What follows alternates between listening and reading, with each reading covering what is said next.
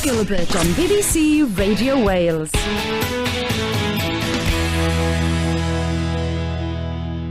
If you're listening to this, you're listening to Rhod Gilbert's Best Bits, some of the best bits of my Saturday morning radio show, live on BBC Radio Wales. This week, I'm in a studio in London with Mr. Tom Wrigglesworth. Morning. There he is, ladies and gentlemen, you can't see him, but I can. Tom Wrigglesworth, friend, stand-up comedian, co-host. What else would you add to that? Scientist? Keen DIYer. Keen DIYer, TV presenter. TV presenter, chalked that one up, yeah. Mustachioed Lothario. Yeah, why not? Why not? Let's go for it. You know when you said it was the 4th of May, I realised... I did say it was the 4th of May. Yeah, and you're right to do so. Yeah. But I glanced down as well, and sure enough, it is the 4th of May. It's my birthday tomorrow. Oh, and I didn't know May. until I saw it written down and thought, oh, that's close to my birthday. It's tomorrow. No way. Yeah. I totally. You didn't. Come on. Honestly. Everyone like a little radar. Everyone feels their birthday coming up. I would say about 6 weeks out. No, not the day before. I've never the day before my birthday gone. It's my birthday tomorrow, and it hasn't occurred to me at any point in the year up to that point. It just happened to me, Rod. Feature 1. Have you ever forgotten your own birthday? Have you ever forgotten your own birthday? How close have you got to forgetting before? Yeah. I mean, has anybody actually gone past it and gone, hey, oh, it was my birthday yesterday? But you know when you see your birthday... That would be great. When you see your birthday written down, you know, for some other reason, it's quite... It resonates, doesn't it? It does resonate. You're like, well, that's my number, that. Yeah, that's your number, and somebody else has written it down, not knowing, not even thinking about your birthday. You can't have the summer fate on that day. No, you look at the top of the paper and it says the 18th you don't think, see, that was mine, 18th of October. There you go, you'd feel like you own the papers or something. You'd feel like Rupert Murdoch for the day, wouldn't you? Maybe I'm going to start keeping the papers. Anyway, so happy birthday for tomorrow. Thanks very much. And thanks very much for launching Feature 1. How close have you got to forgetting your birthday? Tom has just looked at the paper, realises the May the 4th, his birthday is tomorrow, which is remarkable, I think. I don't think we'll beat that today. That's see if you can beat hours, that. I'm 13 hours away from my birthday. You're 13 hours away before Tom realised it was his birthday. Yeah, that's cutting it fine, isn't it? Yeah, that is cutting it fine. But can I tell you what happened yesterday? What? Whoa, is this going to lead into another feature? It might do, actually, yeah. This is the most successful start to a show we've ever had. We're 12 minutes in, and we've got a genuinely good feature on the go. One that is worthy of local radio. Yeah, that's without a shadow of a doubt. What happened was, I didn't know I was coming in today. What? Till yesterday? No. Yeah, well, yes, till yesterday. What a week you're having. It's just constant surprises, isn't it? Yeah, it's great, isn't it? There was a mess up with emails or whatever, and I didn't know. And Bridget, the producer, phoned me yesterday ahead of this morning to ask if everything was okay. Now, my wife, she uses her mobile phone to phone clients for her job, right? As a result, she blocks the number. Right. You know what I mean? It comes up blocked when she phones. Yeah. And because Bridget phoned me about 1 o'clock, perfect time for Lulu to call, my wife, I thought the number was blocked. The number was blocked. I thought it was Lulu. Yes, because the BBC, they do block numbers as well when they ring you, Exactly. Now, so, as usual, when the wife phones, I dug into my big bag of funny voices. Oh, dear. So just to clarify, ladies and gentlemen, story about to hear is, Tom answered the phone, believing it to be his wife. Yeah. But it was, in fact, Bridget, the producer from BBC Wales. So what did you say? This could go one of many ways, this. Yeah, I opted for, like I say, I've got a scope of funny voices that I greet the wife with. Funny, sexy ones, I imagine, too. Yeah. Well, this time I opted for the guy who lives 2 doors down from us, who's a 75-year-old Muslim man. And whenever I see him, I answered the phone like this. I said, "Assalamu alaikum." And there was a horrific pause before Bridget went, "Hello, is Tom there?" It's Tom there. I nearly carried it on. I thought, if I carry on and say, "Call back, Tom's just in the bathroom." I didn't. I just fessed up straight away. I went, "No, it was me. I thought it was my wife, so I pretended to be a 75-year-old Muslim man." Dear, I apologise. But have you ever done that? Have you ever thought it was someone? And Feature 2. There you go. Feature 2. Feature 2, ladies and gentlemen. Have you ever answered the phone thinking it was one person, only to find out that it was another? Horrified. It was or the door. Or the door. Already 2 features, already too much. It's hot. The front page says Britain will sizzle in 79 degrees Fahrenheit. I've seen headlines that say it's hotter than Mallorca on Monday. Really? Yeah. They love it. I don't think they... You know what I mean? That could be from any year. Every year this gets peddled out. You'll see a picture of a thermometer. The mercury topped. Yeah. There'd be a picture of two girls. Same photos on the beach. Two girls, two attractive ladies on Bournemouth. Yeah, Brighton. Is there a beach in Bournemouth? Yeah, probably. I can't remember. I have been there, of course. Britain will sizzle in 79 degrees Fahrenheit, ladies and gentlemen. Don't know what that is in C. I think in C now, don't you? Haven't we all moved on to C? Well, I used to think in F, but I think in C now. I tend to think in gas mark. Yeah, oven temperatures 200, 180 Fahrenheit.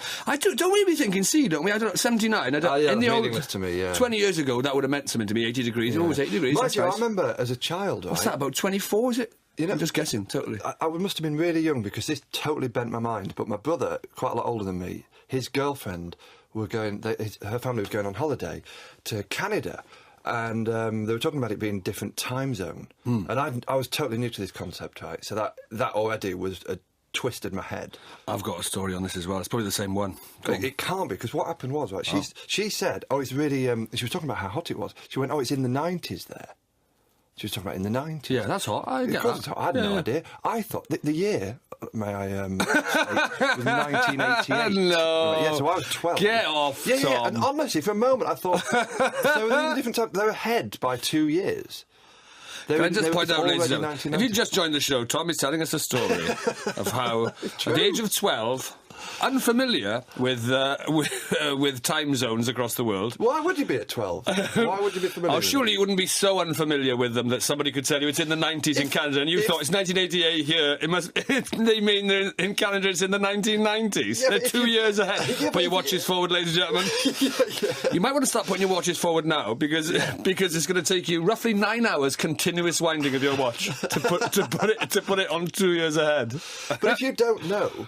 Your brain makes extraordinary leaps to try and Feature 3. make logic of the situation. If all I knew was it's in the 90s there, a unit that meant nothing to me, and I knew that there was a concept of time difference, and I knew that my world in Sheffield at that time, it was 1988. What would you have made? Of course you'd have thought. What, if it was in Wales and it was 1988 and I was off to Canada as a young 12-year-old boy, and somebody said to me, we're going to Canada, it's in the 90s there. Would I have thought they meant it's the 1990s because it's that far away? Yeah. I don't know. I don't know. And the reason I say I don't know is because I am laughing at you, but, and this is worse in a way, when I was 22... You should have known better by then. I mean, why did Somebody said to me, and I couldn't get my head around this for a minute, and when I came home, I told my mum, and she couldn't get her head around it, and she was 70. I'm 60, so there we go. Just for a second, it got me. He said, when you go to Australia, he said, look at all the horse races in the, wherever it was, Caribbean or whatever it was, Fiji or whatever it was like that, and then have a look at all the results come in, and then when you're in Fiji the next day, it's the day before or whatever it is, he said, put all the bets on the horses that you know are going to win in a race like that, and I genuinely fell for it. For a few minutes, I was like, why would that not work? Yeah. If the date is the 22nd of Feb in Australia and it's the 21st in Fiji, why can't you do that? Why? And I genuinely fell for that. And then I went home and I told my mum it, and she genuinely fell for it for a few minutes as well. It's just that brain, isn't it? Your brain trying to make sense of that. Yeah, and therefore making horrific conclusions. Well, when I went to New Zealand, right, because you don't think about the dateline until you come to, until you come to think about the dateline. You come to think about it, exactly. Yeah. And because it's... it could be out there now, people thinking, why wouldn't that work? Why couldn't you watch a horse race in Australia, then go back over the dateline to a day before and put a bet on it? Carrying suitcases of cash at a racing post going, we're on to something here. Feature 4, has that ever worked for you? Dateline gambling. Has anyone ever successfully crossed the dateline and managed to put a bet on something already happened the day before somewhere else? And cheated the rigid linear nature of time. They exactly. Haven't. I can tell you they haven't. But when I went to New Zealand... You can't tell us they haven't. Anything can happen on Radio Wales, mate. Well, there is that, but... Hey, somebody might write in and say they have, and then that'd be fun, wouldn't it? We're on a German autobahn, listening to your show live near Kassel. Right? Why are they doing that, then? I've got no idea, mate. It's from Lynn Thubron and Jasper the dog. Thank you for reminding me. She says it's my husband Alan's birthday tomorrow. There we go. No, she's forgotten. Rod, Tommy, I know people are going to forget other people's birthdays. That's not the question. It's how close have you got to your own birthday before you've gone, hang on, it's my birthday tomorrow. Oh, no, but a significant other, that's just as valid, I think. Do you think? Well, yeah, you should. That's your feature. Just as valid. You're back in the game, Lynn. Morning, Rod and Tom. Your talk of birthdays has reminded me I'm 23 a month tomorrow. Yeah, but see, this is the thing. I think most people are aware of their birthday about a month out, whereas Tom was 13 hours away when he remembered, and he only remembered. But I wonder if you'd have remembered if I hadn't said the date then. When would you have remembered? I think I would have seen the date before. I've not seen the date today, and you know. But yesterday, you must have seen the date yesterday and gone, it's my birthday in 2 days' time. It kind of comes completely out of the blue that it's your birthday tomorrow. I've obviously not looked at... you know what, if I see May, I'm aware that it's in the pipeline. It's your birthday month. Yeah, it's your birthday month. April doesn't flag anything up. So I've obviously just not looked at No alarm newspaper bells for in a week. April. No alarm bells in April. Features today. We got one on the go. No, we got two on the go.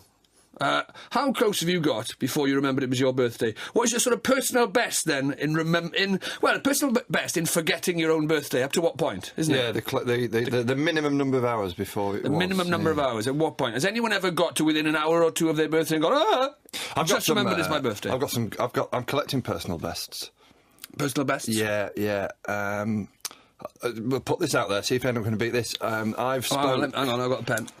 Feature 2, by the way, I'll put this feature 3, because feature 2 is, have you ever answered the phone or the door expecting someone, and then it was someone else, and you've done something goofy? Tom answered the phone to what he thought was his wife, in a goofy manner, and it turned out to be the producer of this show. Correct. I adopted the voice of a 75-year-old Muslim gentleman. Could have been worse. Could have been worse, Tom. Could have been a lot worse. Could have been a lot worse. At least you just said hello or whatever. Yeah. You didn't. It could have been. You could have answered in a saucy manner. I could have done. Yeah. That would have not been appropriate. It wouldn't have been. I wouldn't have been sat here, would I? For a producer of a BBC show. I've got a personal best though. I don't think I'm going to beat this. I put it down. Personal best. Personal best. I've spoken to my wife for 13 minutes. Yeah. In B&Q. Before realising that she wasn't actually stood next to me. That is a personal best. That. Such how engrossed was I in dimensions, in the different knobs you could put on it, or hinge types. What were you talking about? Shelf configuration. Where were you standing? Other shops are available. Yeah, but in a DIY place, and I was measuring up for some shelves. Yeah. With doors on it. Yeah. And I was just talking. I looked around and she wasn't even. I've been talking for. How do you know it was 13 minutes? Because I checked. There was a massive clock on the wall. What, you checked it when you started talking? Yeah, you thought, I'm going to give the wife a good old talking to her? 13 minutes. I mean, it was bang on the hour when I went over to these things, and I was bent down measuring, and you talked non-stop about the shelves and about the sort of measurements and sort of thinking out loud, but to her. Thinking out loud to her, yeah. For 13 minutes. She was a sounding board that I thought was there. And then you looked around and she wasn't there. She wasn't there. And then you looked at the clock again to check how long. Yeah, and it was just past 12 minutes. How do you know she hadn't come and gone a few times? She might have come and gone. Did you not ask her? I'd asked her to check if that is a personal best.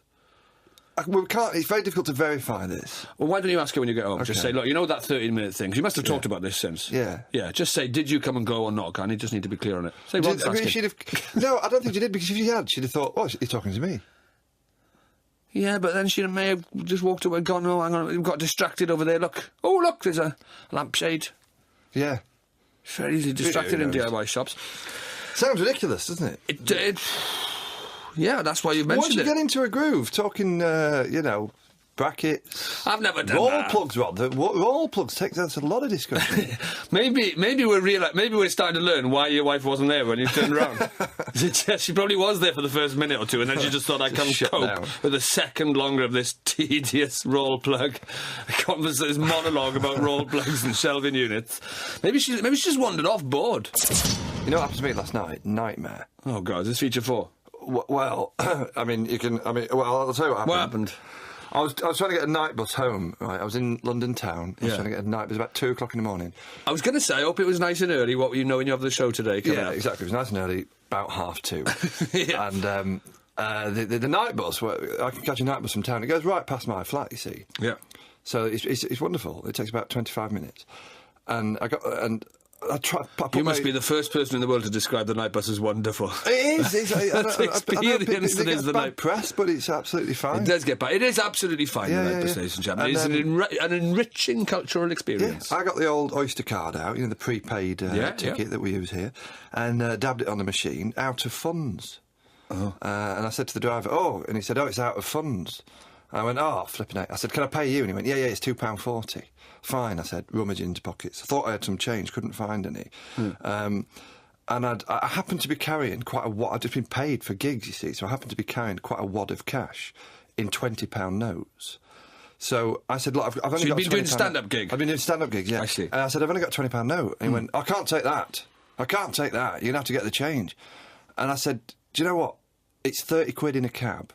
This is as good as a cab. You can honestly just keep the change. I wasn't being flash. I wasn't being flash and like, that is quite flash. Paying the night bus driver 20 quid. Desperately trying to make it not that. I was just going, look, if you Well, what I about don't saying to him, care. look, just give us a tenner back, maybe? Yeah, mate, yeah.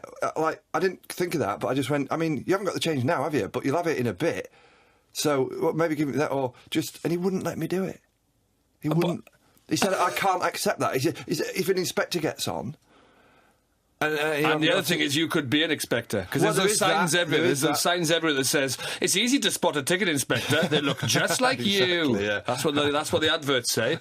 I doubt if they look like you, though. To be honest, Tom. If anybody looked like you and they became a ticket inspector, I'd be very disappointed. A bit of lack of imagination. There'd be so much more opportunities for them. It freaked me out. The last thing I'd think is, this guy's clearly checking tickets. Imagine if I got a bloke on that looked exactly like you. Would you think it was a ticket inspector then? No, I'd go... Well, even despite the advertising, they've told you explicitly they look exactly like you. That's a brilliant shirt you've got. Can I have it? It looks like it'd fit me, that. What would you do if you met your doppelganger? I've often wondered that. What would you do if you met your doppelganger? I used to think mine was Trev off Trev and Simon. We were extremely similar. Were you? There's stages in our life where we have been phenomenally similar. Weren't you on the cover of the phone book that it wasn't you? The back of the phone book. Yeah. There's a kind of plumber character or somebody with a roller, like a paint roller. Yeah, He's probably a painter. Yeah. He's probably not a plumber at all. He's got a paint roller now, I think. Brandishing a paint roller, yeah. He's brandishing a paint roller. He's on the back of the BT phone book, or he was on there, and every single time I see that phone book, I do a complete double take. Like, I'm on the back of the phone book, and I go, oh, no, it's him again. Every single time I walk past. Well, imagine what he's feeling with your profile in ever ascendance. He must flick on the TV and go, when did I do that? There I am. When did I do what I like to you? Yeah. I don't remember that hamster story. Just wiping the paint off his fingers with a turpy rag, and he pops up again on the telly. Have you ever... That's a feature. That is a feature. Have you ever met your doppelganger? So somebody that you just went, I can't even tell if that's not me. That bloke is so similar to me, or that girl looks so like me, I can't even tell if it's not me. It's completely freaking me out. Or have you ever done what I did, which I had to get off the bus, Rod. He wasn't having it. I had to get off the bus. I had the money and couldn't get the goods. So in other words, feature 5. Have you ever had the money and not got the goods? Yeah. Tom, ladies and gentlemen, was on a bus, £2.40 fare. He didn't have £2.40. He offered the driver 20 quid. And said, keep the change in a non-flash way. In a non-flash way. More in a kind of just drunk and I just desperately need to get home way, I imagine. Yeah, and the achievement's in the cab, you go past my flat, I'm happy. Yeah. You can have the 20. Everyone's that. Yeah. But you could have been a ticket inspector. That is what I call... he did well there, I think. He passed the test. He's an idiot. He's £17 He is an idiot. down. Personally, well, it might be. It's against the rules. I don't want to get into that hourly rate, but I was, that was a hefty whack. It was a hefty whack. Yeah, but then fair play. He stuck to the rules, didn't it? He's an idiot. Well, he could have given it to charity. I mean, it was just. He could have given. I can seriously imagine. But now you're becoming a burden, aren't you? He's got to. Not only has he got to drive you home for the 20 quid and risk losing his job, now the next day he's got to go out and try and get short of £17.60 to charity. He's got to choose a charity. Exactly. He's going to be going around every tin, and they're going to be the next 8 people, whatever it is, could have come on with the money, and he went. So, all right, put your money away. This one's on this guy over there. Yeah, but you can see why he didn't do it, because... I can't see why he didn't do it. It's become an admin nightmare for him, that's why. I'm as appalled now as I was then. Having the funds and not getting the goods. Having the funds and not getting the goods is feature 27 today, ladies and gentlemen. Hi, boys. I once hid under the bed, ready for when my wife returned from work. This is in answer to feature 2, which is, have you ever answered the phone or door in a goofy manner, expecting someone else? I suppose what this person is doing here is from Rob in Norwich, has thrown it out a bit broader. So he's hid under the bed, ready for my wife when she returned home from work. Was he?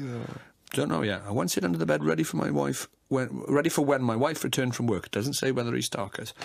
Turned out she'd gone to the shops on her way home. So I ended up under there for around 25 minutes. It was worth it for the scare when she finally arrived. No, there we are, from Rob from Norwich. So, well, there we are, But I don't quite see how that fits with our feature. No, but it's a surprise. It's a personal best. It's feature 3. Oh, it's personal, but how long have you waited for a surprise? Feature 3 was, have you got any strange personal bests? Because Tom was talking to his wife in a well-known DIY store. Realised 13 minutes later that she'd moved off some time ago. 13 minutes ago. I've not, right? Have you ever been genuinely involved in a surprise birthday? You're like a feature machine today. There's features coming out of your pores. I've only ever seen it on television or in the films. EastEnders, me too. No. When you when someone opens a door going home, another boring day, and everyone goes surprise. It's a surprise party. Have you ever been involved in a surprise party where everyone's hid behind curtains? Shall I tell you my surprise party story? Yeah. Well, my girlfriend a few years ago, on my 40th birthday, organised a surprise party on my 40th birthday. Like on the TV, where everyone hides behind plants. Like on the TV, except, no, in a pub. All right. She had to get me to a pub where all of my friends from all over the country, all over the world, nay. Oh, they must have been... The pump sales must have jumped 4%. Well, as it happened, I'll tell you the rest of the story. I'll tell you the end of the story. There's a shameful end that tweaks the nose of that story. So she cooked a meal and invited half a dozen friends around to the house, and I thought, that's it, that's my 40th birthday party. That's nice, quiet, civilised, keep it tidy, right, nice, gentle. Then they said, should we go off to the pub? And I went, yeah, all right, let's go off to the pub, we'll have a couple of drinks. This is where the surprise party was planned. All my friends from all over the world. The texts were lighting up. Yeah. He's on his way, he's coming. He's coming. He's his idea, couldn't be working better. Yeah. Unfortunately, my friends are so... my friends are people like you, Tom. Hopelessly disorganised. Hopelessly physically incapable of being anywhere on time. Always late. Chaotic lives. Chaotic... Words escape me, Rod. Just deal with it.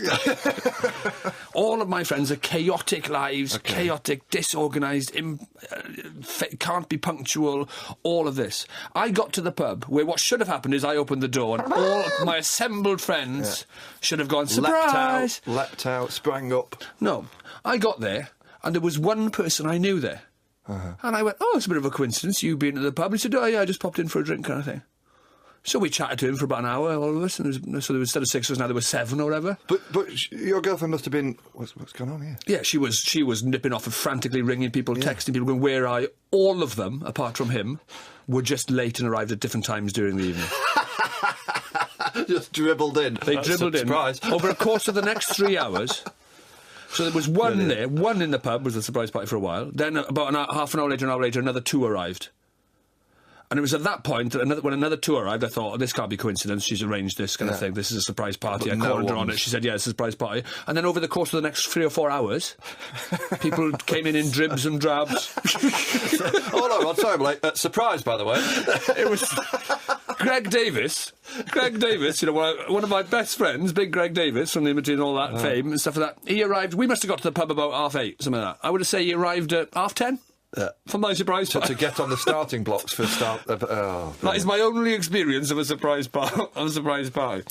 Troin here. This is my friend Troin. Troin means nose in Welsh. He's got a big nose, so we call him Troin. How do you spell that? Trwyn. Troin. Wow. Yeah. He's got a big Troin tomato. Hi, Rod. Troin here. I can't beat the personal best. This is when you said any personal best. Any strange personal bests.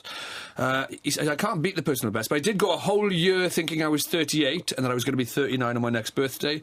And on my actual birthday, Helen, that's his wife, reminded me I was a year younger. I gained back a whole year of my life. Wow. That must have been glorious. That must be amazing. Yeah. I sometimes get a bit, am I 44, am I 45, a little bit, yeah. Not sure, actually, what's coming up. Yeah. How old are you now? This is it, I'm 36 or 37, and my birthday's tomorrow. Oh, God, I don't know. It'll come to you. It'll come to you. Yeah. Hi, Rod and Tom. I'm glad the show is finishing at 12:30 today because I have an appointment at 1 o'clock to have my eyebrows waxed. Oh, we're having a right. I'm 37 tomorrow. There we are. Sorry to interrupt your email there from Eleanor Dent in Cardiff, but I think that was an important breaking news there from Tom. This one has come in on the feature. This is for the feature. Have you ever answered the phone or the door expecting someone else? Have you ever done anything where you're expecting someone else? It's a bit like that embarrassing moment that everyone's got from school where you call the dinner lady mum. Oh. That was a bad one. That was a bad one. But this is a good one. Look at this. Oh. Last week, my brother-in-law Sam arrived for a family wedding and drove into the holiday cottages where we were all staying. Upon seeing my dad arrive behind him, so Sam's arrived, and he sees his dad come in the car. Sam proceeded to exit his vehicle with an army roll simulating machine gun fire and a fictitious hand grenade. So he's seen his dad come into the, pull into the holiday cottages. He's he's jumped on the ground, rolled along, done a machine gun fire and a fictitious hand grenade. which is his affectionate greeting of choice, he said. Okay, he does his normal. his goofy greeting. Yeah. It's a goofy greeting. He rolls along the floor and crawls and then does fishing of fire. He quickly realised... full wedding garb, that's... I think it probably wasn't in the wedding garb, it's probably the day before, so they just arrived in the holiday garb. Slacks. Yeah. He quickly realised it was not my dad, but some unknown person. We had to sit in the car for a full 10 minutes until the other people had left so you could get out. And if you enjoyed that, why not listen to the whole show? Rhod Gilbert live on Saturday mornings, BBC Radio Wales, 11 till 1.